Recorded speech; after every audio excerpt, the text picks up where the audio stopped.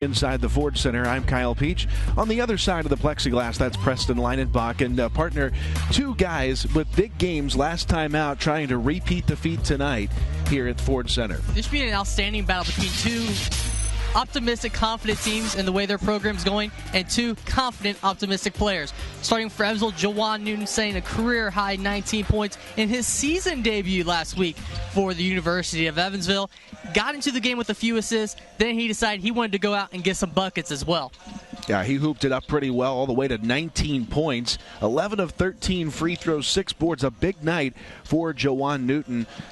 Like to flex a little bit too, and for Southeast Missouri, Chris Harris also leading the team with a pretty good total. And an outstanding story for him. Obviously limited time in his season last year, coming back this year strong, and obviously what has been just a tough year for everybody, and putting up 18 points per game, helping his teammates out, and trying to lead the SEMO team to new heights that they have not seen in quite a few years. Evansville, the courthouse in downtown Evansville, Indiana. Some cardboard cutout fans in attendance, always smiling. 6-5 SEMO. And Preston, it's been a game of runs here early. Evansville scored the first 5, but the Purple Aces have gone scoreless in the last 2 minutes, 49 seconds of this game. SEMO is on a 6-0 run. Yeah, Evansville came out with their first couple possessions with great looks, a 3 by Newton, a nice little easy lay-in for Fredericking, while playing good defense and forcing SEMO into uncomfortable situations with a turnover and a 3-and-out to start out.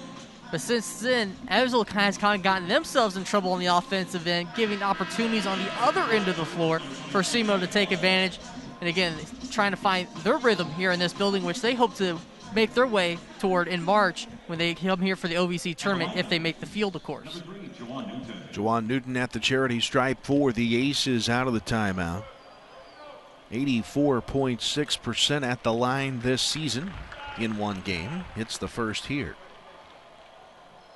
Already detailed, he had a pretty good night on opening night versus EIU in his season debut. Connects on both free throws. And there's no doubt about it, his free throws from last week, 11 of 13, trip to the line tonight, has helped raise the team percentage up to another level for Evansville, because they did not get off to a great start this season at the free throw line as a team. Here's another shot put up and an offensive rebound tipped back in. Evan Kuhlman got caught, could not really afford to pick up a second foul early. And Johnson just beat him to the spot. He got the position inside of Kuhlman. Kuhlman was a little late recognizing Johnson on his backside. It's remarkable. You talk about the ways that these teams have both improved from the start of the season to now. Part of the building process that both coaches are talking about. The shot clock getting late for the Aces. Givens goes one-on-one to the basket and comes up empty.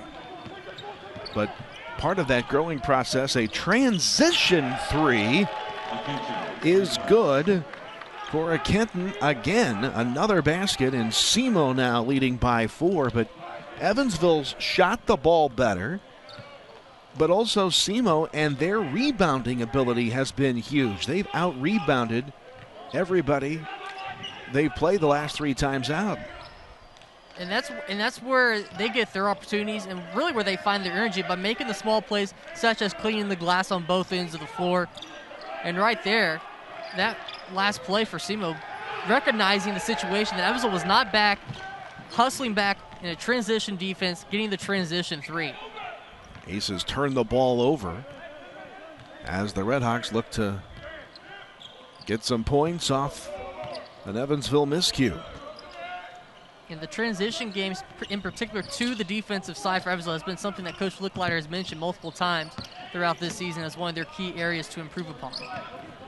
Shot clock at 4, elevating in the paint and getting the roll was Love that time. Jordan Love, the sophomore guard out of Durham, North Carolina, coming in and scoring. SEMO by 6.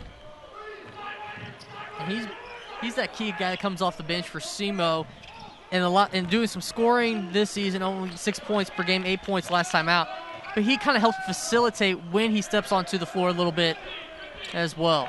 And that 3, a much-needed 3 from Trey Hall in the corner as the sophomore in the game, making his presence felt. That ends a SEMO 7-0 run. And Trey Hall, he kind of needed to kind of get his season back on track. First 2 games 9 points, an 8-8 game in those first couple games in the Wade Houston Tip-Off Classic in Louisville. Then he kind of got quiet. He needed that, and maybe that'll get him going for a big night here tonight. Take inside, Kuhlman defends it well. Givens with a strip, and Evansville ends up with a possession. You talk about Trey Hall, a guy who, in essence, I think maybe he knew it was coming, as a Givens take ends up in contact and a foul, but Trey Hall lost the starting job when Jawan Newton returned, so minutes went down, but you're right, he had a great start to his career in Evansville. I may have said sophomore, I'm aging him too much, the freshman in his first year as a Purple Ace. As you see the take by Givens, Kenton the foul, Givens the free throw. It's good. That's a couple takes to the basket for Givens in this game, trying to work it high off the glass because he recognizes he doesn't have a height advantage like some of the guys he's going up against. He has to put it high off the glass to give himself a chance.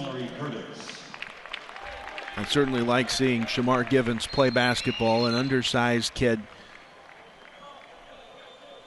at 5'10", but boy, he doesn't play 5'10". He plays right up there with the tallest guys you see on the court in hustle and effort and ability to just get around defenders and even take the ball away on the other end.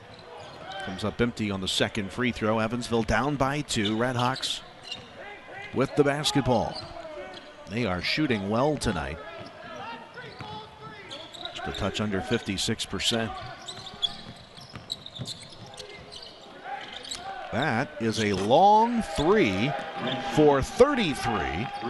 Dylan Branson off the bench. The St. Louis product, a freshman from way out there. And again, SEMO, they're a good outside shooting team. Not particularly classified as maybe the great level, but 38% coming in from the outside as a team. That's not too shabby. So Mari Curtis, his first action as a Purple Ace, the transfer from Nebraska, takes it to the rack. We'll talk more about him when we come back. SEMO 16, Evansville 11. Stay with us. It's the Valley on ESPN.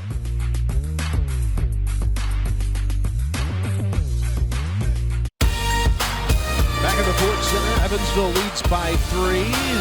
That young man is heating up again after a big day yesterday. Evan Kuhlman, the last 5 for the Aces.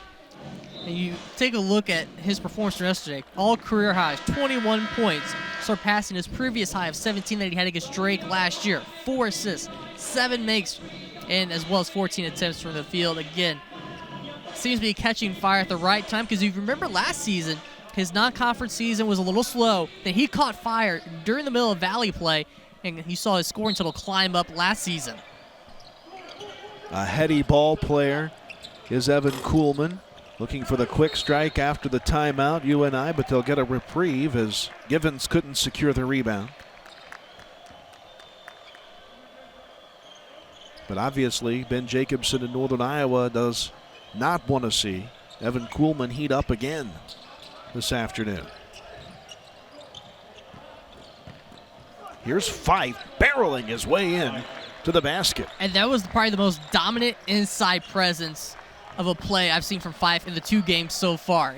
I never saw him yesterday really take control and use his body, push Kuhlman back yesterday. Today, that was what they need from the Panthers. They need him to use his size and make sure that he's going to own that space down low. All of that 6'9", 250-pound frame went to the basket with authority that time. A first-team preseason All-MVC member, made the first-team All-MVC a year ago. Good hustle by Kuhlman there to basically deny the pass inside there. Reminding you, he can play defense too. Yeah, that's the thing. He probably has more of the agility advantage with Fife, where Fife obviously has more of the muscle, the width to him.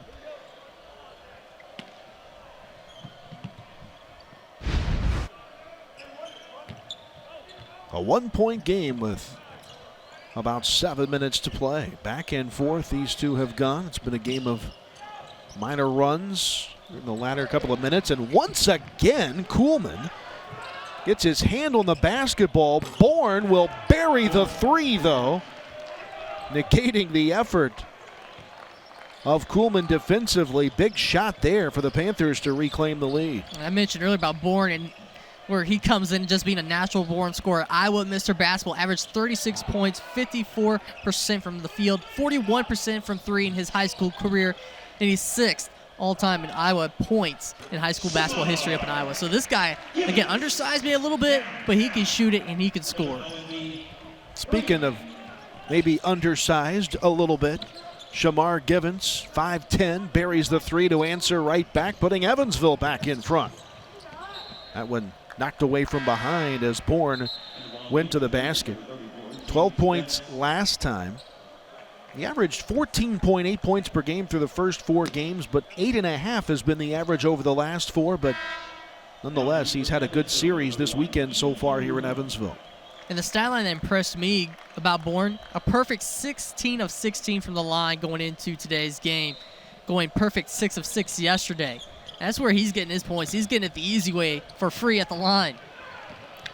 Evansville a run-out opportunity. Newton will take it and finish at the hoop. He's the spark plug for this Evansville team. When he made his season debut back in the non-conference season, the level of play went up to another notch for the Purple Aces when he got onto the floor. The Aces, the slow start, but look at the pieces they've been able to add in Newton and also Curtis.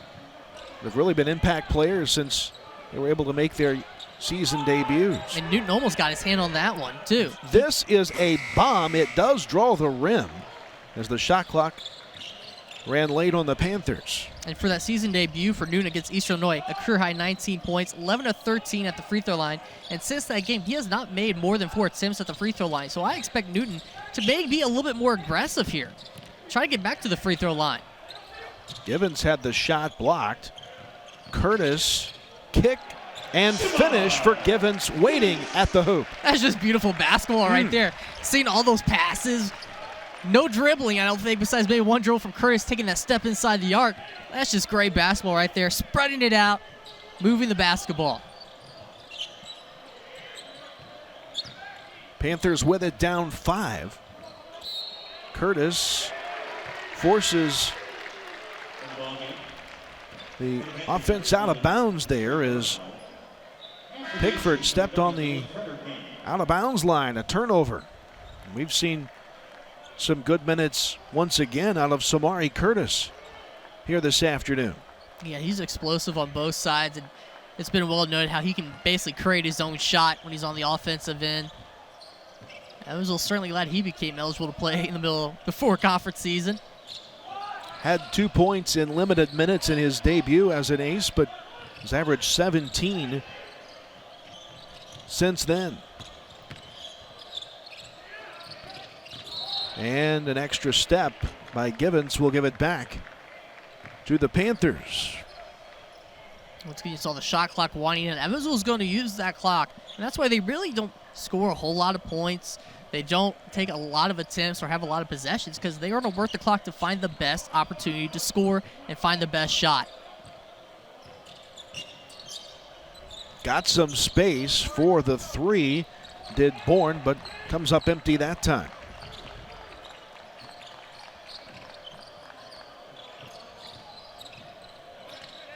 Evansville on another run, and that is a 3 from Levitch to make it a 10-0 run for the Aces. And for the second time this afternoon, Evansville's up by 8. First half action from the Ford Center. Stay with us. It's the Valley on ESPN.